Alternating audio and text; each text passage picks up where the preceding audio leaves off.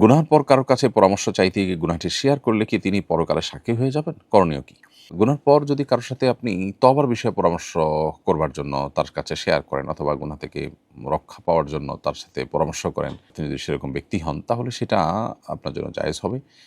গুনাহ করে গুনাহ প্রকাশ করা যে নিষিদ্ধ এটা তার আওতায় পড়বে না এবং এর ফলে আপনার আখিরাতে তিনি সাক্ষী হয়ে যাবেন এবং সেটার জন্য আপনি বিপদে পড়বেন, ব্যাপারটা সেরকম হবে না। কারণ পরকালে সাক্ষী হওয়ার বিষয়টা তখনই যখন গুনাহ নিয়ে আপনি মারা যাবেন। আপনি যদি গুনাহ থেকে ফিরে আসেন, তওবা করেন এবং নতুন জীবন গড়ার চেষ্টা করেন তাহলে নবী সাল্লাল্লাহু আলাইহি ওয়াসাল্লাম সেই হাদিস আপনার জন্য প্রযোজ্য হবে যেখানে তিনি বলেছেন আত-তাইবু মিনাজ যামবি কামান লা যামবা লাহ। যে ব্যক্তি গুনাহের পর তওবা করেছে সে এমন হয়ে যায় কেমন যেন তার কোনো গুনাহই ছিল না। অতএব এটা নিয়ে আপনার পেরেশানির কোনো কারণ নেই। 31st নাইট আমি পালন করিনি। আমাদের বাড়ির ছাদে ভাড়াটিয়া ছেলেরা বাজি ফুটিয়েছে। আমি শুধু দেখতে ছাদে গিয়েছি, নিজে ফুটাইনি। এতে কি আমার গুনাহ হয়েছে? এখন করণীয় কি? প্রিয় ভাই, প্রথম কথা হলো যে আপনি নিজে যদিও বাজি ফুটাননি কিন্তু আপনি ছাদে গিয়েছেন এবং তাদের বাজি ফুটানোর আনুষ্ঠানিকতা আপনি ছিলেন এবং এটাকে আপনি আপনার বক্তব্য অনুযায়ী এনজয় করেছেন। তাহলে সেটাও এক প্রকার অন্যায়। প্রথমত আপনি তাদের দলভারী করেছেন। কোনো অন্যায়কারীদের দলভারী করলে তাদের অন্তর্ভুক্ত হয়। হাদিসে বর্ণিত হয়েছে, আব্দুল ইবনে মাসউদ রাদিয়াল্লাহু তাআলা বর্ণনা করেছেন যে মান কাসসারা সাওদা কওমিন ফাহুয়া মিনহুম। যে ব্যক্তি কোনো জাতির বা কোনো গ্রুপ অফ পিপলের দলভারী করবে সে তাদের অন্তর্ভুক্ত হবে।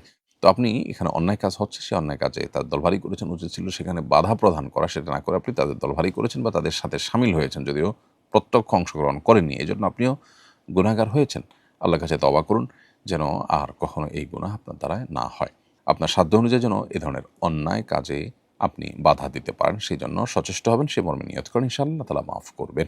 ইংরেজি বছরের শুরুতে বিগত বছর কি, কি আমল করেছি, সামনে বছর কি, কি আমল করব এটা ফেসবুকে লেখা যাবে কিনা, এটা কি নববর্ষ পালন হিসাবে গণ্য হবে কিনা? প্রথম কথা হলো ইংরেজি বর্ষ নয় প্রিয় দর্শক, ঈসাই বর্ষ অর্থাৎ খ্রিস্টীয় বর্ষ, যে বর্ষের সাথে যে সনের সাথে খ্রিস্টান ধর্মের সম্পর্ক রয়েছে। এটা হলো মূল বিষয়। এটা হলো আপনার প্রাসঙ্গিক বিষয়। আর মূল বিষয় হলো যে ঈসাই বর্ষকে কেন্দ্র করে, খ্রিস্টীয় সনকে কেন্দ্র করে যদি আপনি আপনার জীবনের হিসাব নিকাশ লেখেন তাতে অসুবিধা নেই। অন্যদের মধ্যে বিবেচনা বোধ জাগ্রত হবে, সেই জায়গা থেকে এটা আপনি লিখেছেন। এটা নববর্ষ পালন হিসাবে বিবেচিত হবে না। আমি ইংলিশ স্পোকেন কোর্স করি।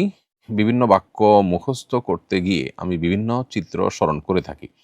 একবার আমি তোমার সাথে আমার সম্পর্ক নেই বাক্য উচ্চারণ করতে গিয়ে স্ত্রীর কথা মনে করি। এতে কি তালাক হয়ে গেছে? না, তালাক এত সহজ বিষয় না। পড়াশোনা করতে গিয়ে, ল্যাঙ্গুয়েজ শিখতে গিয়ে, ভাষা শিখতে গিয়ে তোমার সাথে আমার সম্পর্ক নেই এরকম একটা বাক্য আপনি বলেছেন আর স্ত্রীর কথা মাথায় এসেছে, এতেই আপনার তালাক হয়ে যাবে না। আপনি স্ত্রীকে নিয়ত করে যখন বলবেন যে আমি আমার স্ত্রীকে তার সাথে কোনো সম্পর্ক রাখলাম না আর, সেটাও তালাকে কেনায়া হতে পারে।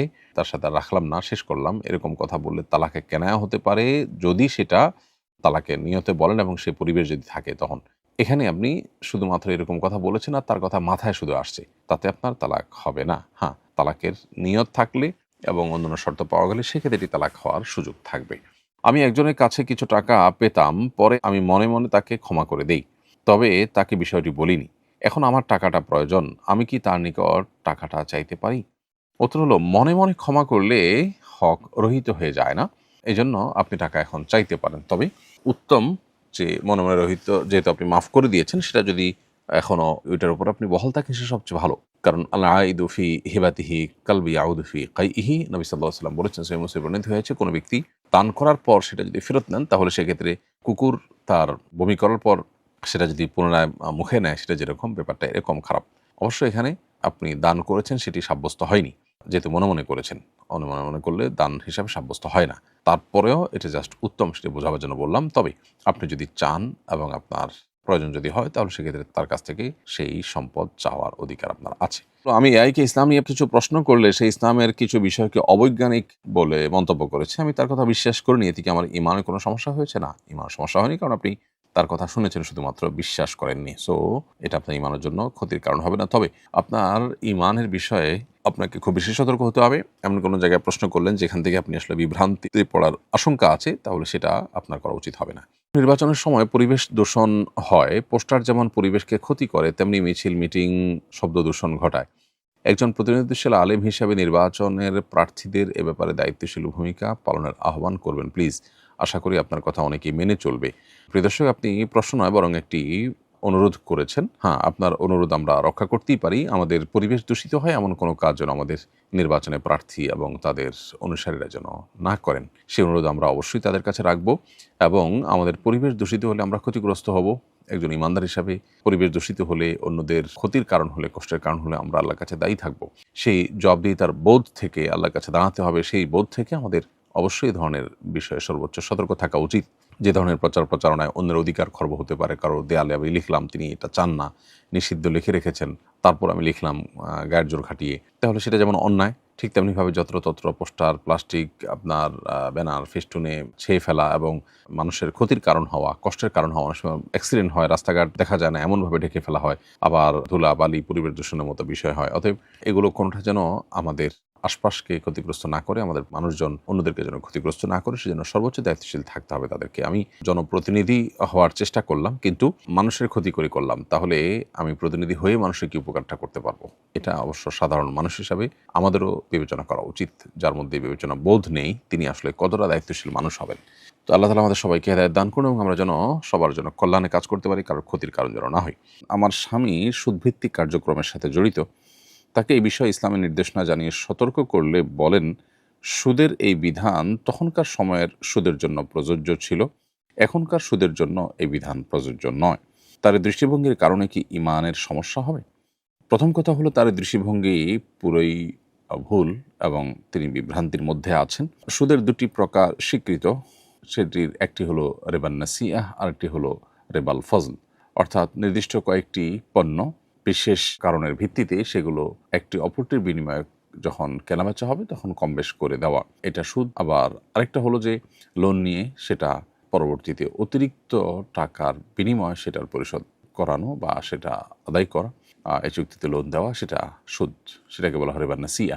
এই রিবা নাসিয়া বা রিবাল ফজল উভয় প্রকার রিবাই রিবা, উভয়টাই সুদ। এ ব্যাপারে সারা পৃথিবীতে উল্লেখযোগ্য স্কলারদের কোনো মতপার্থক্য নেই।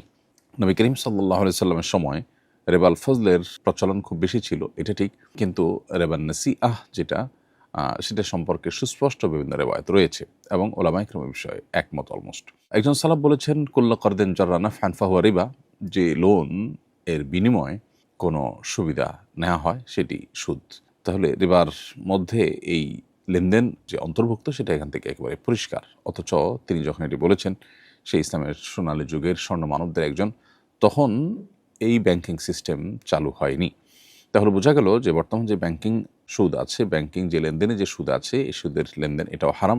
এটাকে হালাল মনে করবার কোনো কারণ নেই, বরং এটিকে হালাল মনে করলে কুফুরের আশঙ্কা পর্যন্ত আছে। তিনি রিবাকে অস্বীকার করছেন কিনা বিষয়টি সে পর্যন্ত গড়াতে পারে, সেটা অবশ্য ব্যাখ্যা সাপেক্ষ বিষয়। তো এই জন্য এ ধরনের বিশ্বাস থেকে বেরিয়ে আসতে হবে, এটা সঠিক কোনো বিশ্বাস নয়। বরং সৌদি আরবের সাবেক গ্র্যান্ড মুফতি শেখ আব্দুল আজিজ বিন আবদুল্লাহ বিন বাজ রহমতুল্লাহ আলাইহি, তিনি বলেছেন যে বর্তমানে যে ব্যাংকিং সিস্টেমে যে সুদ এর লেনদেন হয়ে থাকে, এর মধ্যে রিবান নাসিআ, রিবাল ফজল দুইটাই আছে, দুইটারই উপস্থিতি এখানে আছে।